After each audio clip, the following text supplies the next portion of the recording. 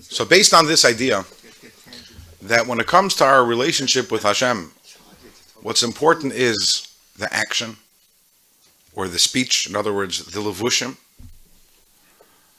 Not so much where your heart is and where your mind is, but the levushim is what connect you with Hashem. And why is that? Because I, with my powers, can't connect to Hashem. Hashem, in His infinite kindness, He gave us 613 tools through which we can connect to Him. And not because that makes any sense that we can connect to Him, but because that's a chesed of Hashem, that He personally inserted Himself in the Torah and the mitzvahs.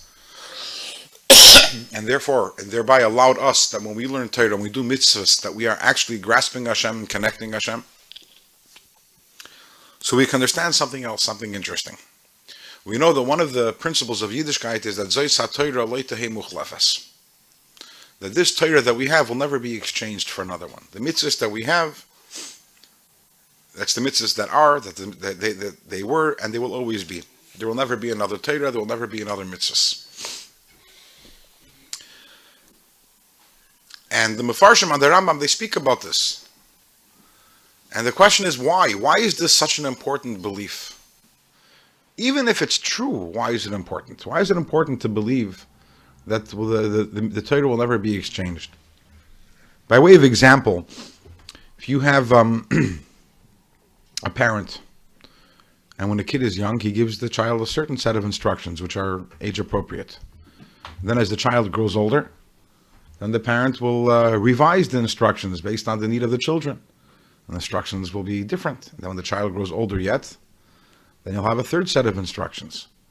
So what would be wrong with believing that at a certain point in time, the Eibishter will decide that now, based on our current needs, whether we become older, maybe we'll become lesser or younger, we need a new set of instructions. And as said earlier, even if you're going to argue and say that this is the way it is, there is not going to be, Hashem decided that. Okay, I accept that.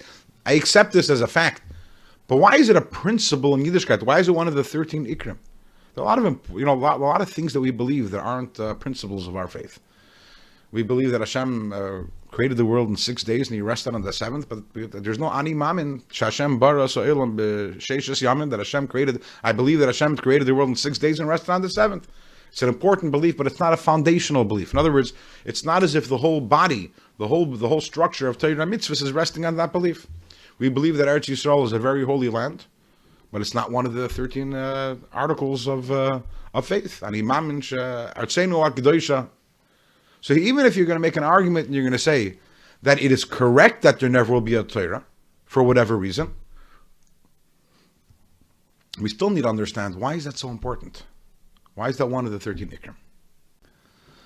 But where does the thought, the idea, the notion that Hashem could change Torah mitzvahs, or should change Torah mitzvahs, where does that come from? That comes from a misunderstanding of the essence of what mitzvahs are. Going back to the example that we gave, when a parent gives instructions to the child, it's because the child needs to behave in a certain fashion.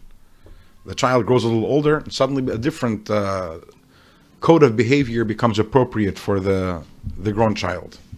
So some of us look at mitzvahs in the same way. Hashem created a world, and then He said, okay, so here's an appropriate code of conduct for this world. If that's what mitzvahs are, an appropriate code of conduct, then it's possible that code of conduct could one day be amended or changed based on the needs. Can make revisions. Based on the circumstances. How many times has the Constitution been amended? That was very good for that time when the Constitution was made. But then there's one amendment after another as the times change and circumstances changes and understandings changed and needs changed.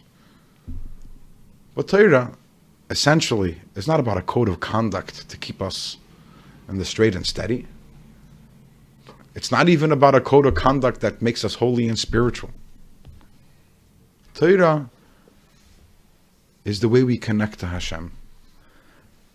Torah, as we're learning over here, Torah is Hashem's wisdom, which is one with Hashem, and the mitzvahs are Hashem's will, Hashem's ratzon, which is one with Hashem. For Torah and mitzvahs to change means chas v'shalom that Hashem changes. And just like Hashem can't change, Torah and mitzvahs can't change. The beauty of Torah and mitzvahs is this is Hashem. himself, investing himself in Torah mitzvahs and giving himself to us and saying, here I am, connect to me. When you do a mitzvah, you're connecting to me because this is my will. This is who I am. This is what I want. When you learn Torah, this is my wisdom, you're connecting to me. There are avenues of connection to Hashem. And just like it's inconceivable to think that Hashem should change, it's inconceivable to think that Torah mitzvahs should change. So it's a paradigm shift in the way we look at Torah mitzvahs. It's not about just a practical, way of behaving. And this also explains something else. Something which, for those of us who grew up from, it's something that we're used to, something part of our way of life, and we have no issue with it. But especially people from the outside, they find it very difficult to relate to the idea of how Torah mitzvahs is obsessed with details. Absolutely obsessed with details. So if I lit the Shabbos candles at 4:20, then I did a mitzvah and I accomplished the most unbelievable, holy, spiritual things that connected to Hashem. If I lit the Shabbos candles 20 minutes later, I'm liable to be killed for that. I'm a good Jew. I have good intentions. I want to honor Hashem. Does it really make a difference if it's 4:20 or if it's 4:40? So I bring in my tefillin to the sofer, and he tells me that with all your good intentions, and though you paid $2,000 for this tefillin, but unfortunately, one of the little legs of one of the hays got cut off. I'm sorry to say you haven't done the mitzvah of tefillin for the last few months. What do you mean I wanted and I tried and I had the best of intentions and I'm a holy Jew? Have I done the mitzvah? By way of example, if going back to the usual examples we give in a relationship, imagine you come home one night, your wife prepares for you a 6-course meal. The first course, delicious. Second course, third course. Comes to the main course, delicious. She made with a lot of effort and decorated the plate with meat and with vegetables and whatever. Filet mignon. Meat is delicious. You take a little of the rice here, huh? The rice is missing salt. Have a nice day. The whole meal is worthless because the rice is missing some salt. Imagine that. But isn't that what Yiddishkeit says so many times over and over again? You did the mitzvah, you did it 99% of the way. If there's one detail missing, it's not that you did 99% of the mitzvah. You did 0 of the mitzvah. And that's even if it was by mistake. And that's even if it was because you didn't have an option, you didn't have a choice, you were onus, let's say. Which even though that we know that that if it wasn't your fault, so the Eibishter doesn't fault you for it. The Gemara says, "Kimanda Ovid lo yamrinan." At the end of the day, even if the reason why you didn't do a mitzvah is because of an unavoidable circumstance, it's not as if you did the mitzvah. Hashem will reward you, by the way, for the effort. And Rahman al-Libaboy, the Eibishter appreciates your effort. But the mitzvah you didn't do. You didn't connect to Hashem. And why is that? Which makes so little sense. But again, let's go back to what we were talking about last week or 2 weeks ago. In human relationships, the main thing is the love. The main thing is the feeling. The main thing is the passion. The main thing is the respect. And the dinner is only an expression of that. So therefore, there was a little mistake, there was a little nothing. What's the big deal? The love is complete. And ultimately, the relationship is not about the potatoes, but the love that went into the potatoes. But as we explained by the Eibishter, it's not that way. You don't relate to Hashem through your love. You can love the Eibishter from today to tomorrow. That doesn't make a connection. Because you and the Eibishter, the gulf that separates the Gvul and the Bli Gvul, the finite from the infinite, is unbridgeable by our own powers.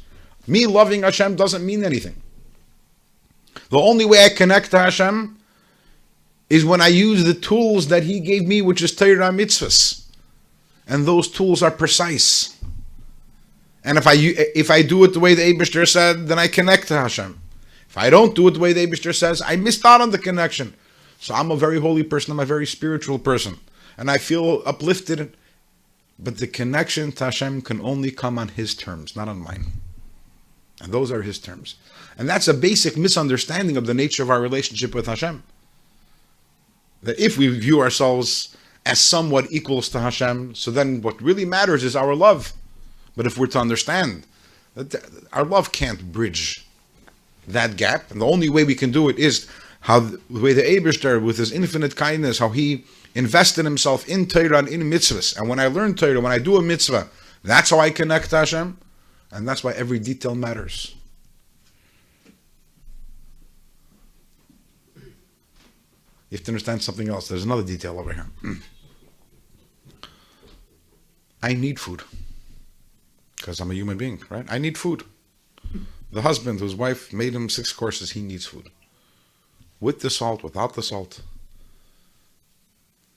How important is the salt?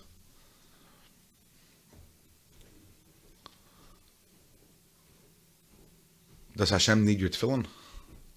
No. It's only important because Hashem decided. And that's why every detail is important. Because it itself doesn't mean anything.